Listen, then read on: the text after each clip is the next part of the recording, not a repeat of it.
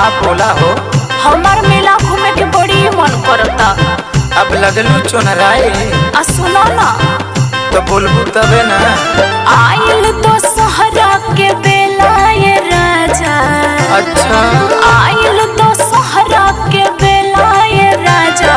घुमा दी हमके तनी मेला ये राजा।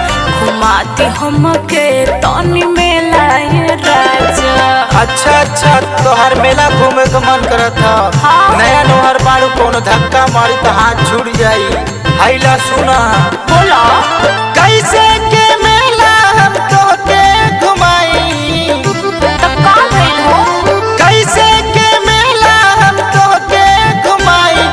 भीड़ धनिया उहाँ जइबू हेराई। अरे ना ना उहाँ जइबू हेराई।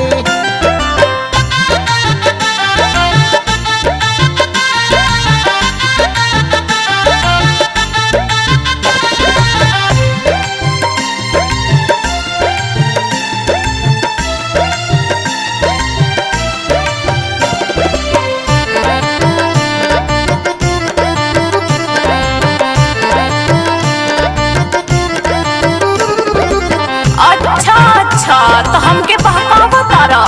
हम ना हेराई। सुनो सैया मानव ना देखे हम जाए।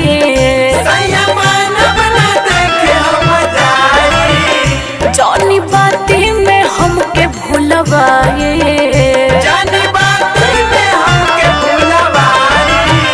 सैया मानव ना देखे हम जाए। जौनी बाती में हमें भूलवाए।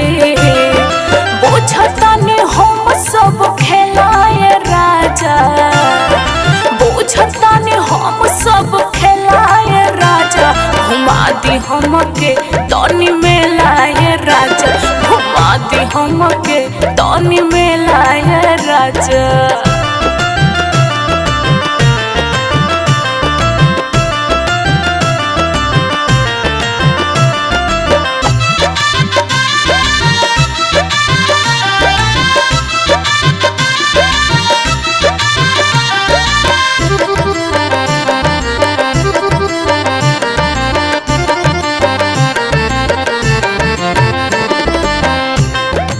अरे पैसा थोड़ा दिक्कत है बात के समझा। बहाना मत बनावा। जवन चाहिदा बतिया बताई। जवन चाहिदा बतिया बताई। रहा घरे तोहे सब लियाई। रहा घरे तोहे सब लियाई। जवन चाहिदा हमके बताई। रहा घरे तोहे सब लियाई। कितना बोला हम तोहे समझाई। कितना बोला हम तोहे समझाई।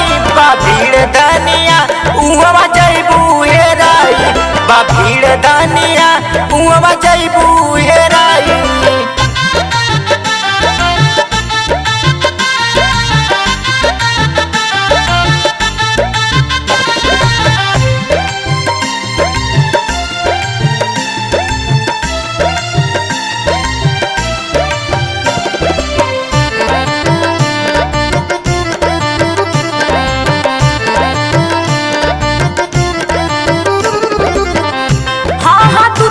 कहेला कुछ तो ना लेके आवेला हो।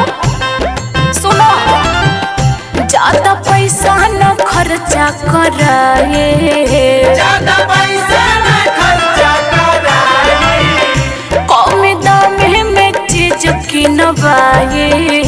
कम दाम में चीज किनवाए। ज्यादा पैसा न खर्चा कराए।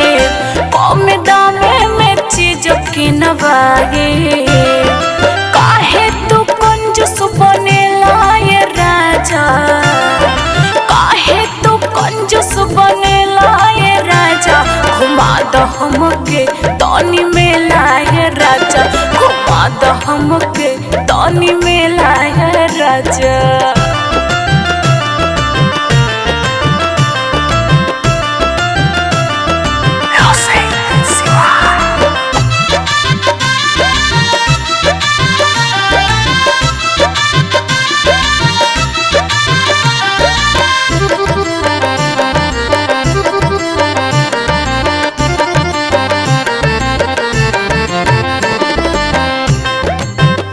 हमार बात ना मनबू का हो सही में लफड़ा करे बुआ कैसा लफड़ा काहे करेलू तू बरियारी काहे करेलू तू बरियारी लगे देबू तू हमके उजारी लगे देबू तू हमके उजारी काहे करेलू तू बरियारी लगे देबू तू हमके उजारी राहुल मिथुन के संग चल जाई राहुल मिथुन के संग चल जाई बा भीड़ धनिया उवा जइबू हेराई बा भीड़ रानिया उवा